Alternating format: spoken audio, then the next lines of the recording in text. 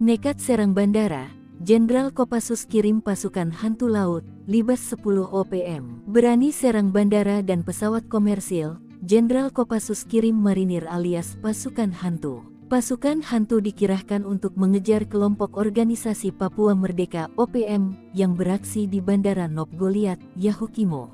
Dilansir tribunpapua.com, Panglima Komando Gabungan Wilayah Pertahanan Pangkogabu Wilhan 3 Letjen TNI Richard Tampu-Bolon, dalam keterangannya yang disampaikan Kapten Kogabu Wilhan 3 Kolonel Z. Gusti Nyoman Suryastawa, mengatakan pasukan TNI telah berhasil menembak mati 1 orang OPM dan menangkap 2 orang lainnya.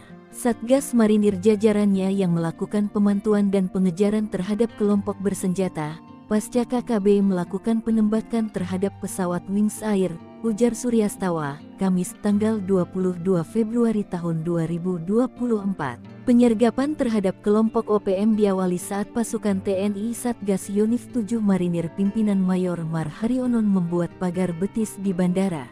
Dari hasil pengamatan drone, diketahui sebanyak 10 orang anggota OPM bergerak mendekati markas marinir. Pasukan hantu lalu memasang jebakan dengan membiarkan 10 OPM masuk dalam jarak tembak pasukan.